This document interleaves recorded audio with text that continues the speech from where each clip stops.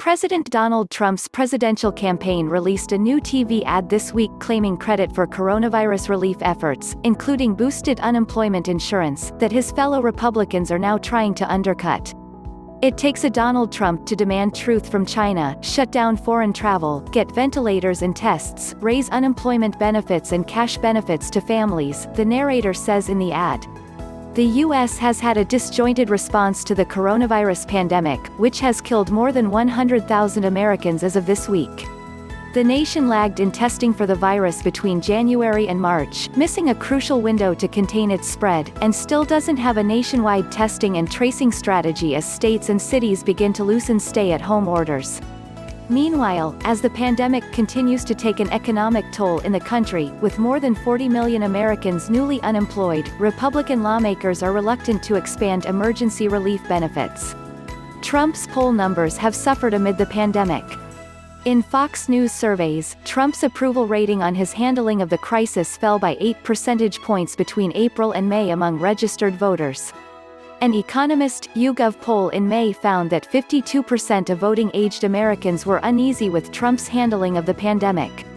Trump himself suggested last week that he would be open to letting the expanded federal unemployment benefits expire, even as his new ad touts the aid. In March, Congress passed a $600 weekly increase in federally funded unemployment benefits, which Americans would receive on top of their state payments, a deal negotiated between Senate Democrats and the Trump administration. The expanded benefits are set to run out in July, and so far GOP congressional leaders have shown no interest in extending them. Instead, they have expressed concerns that some low-wage workers are making more through the benefits than they did in their previous jobs, making the aid a disincentive to find new work.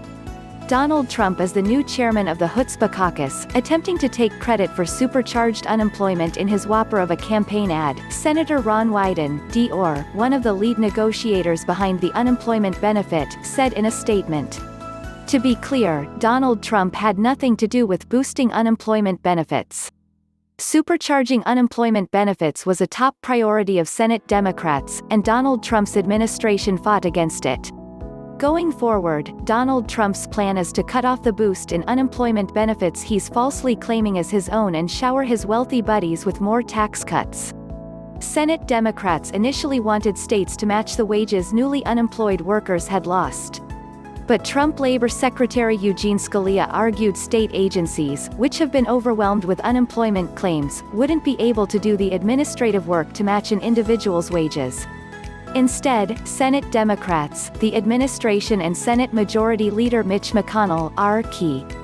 struck a deal. For 4 months, the federal government would fund an additional $600 a week to make up the gap between the average state unemployment benefit of $360 and the average weekly wage of about $980.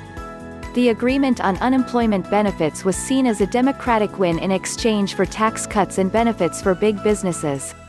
Senator Lindsey Graham, RSC, a close Trump ally who argues the benefit disincentivizes work, asked the president to oppose any continued expansion of unemployment insurance last week.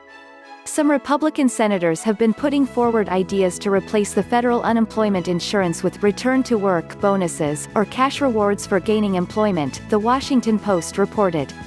Those proposals come as public health officials continue to warn against sending Americans back to work, and economists have cautioned against rosy expectations for a rebound of labor markets.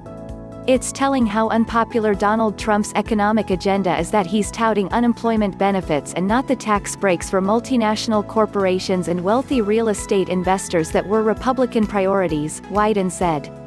From HuffPost.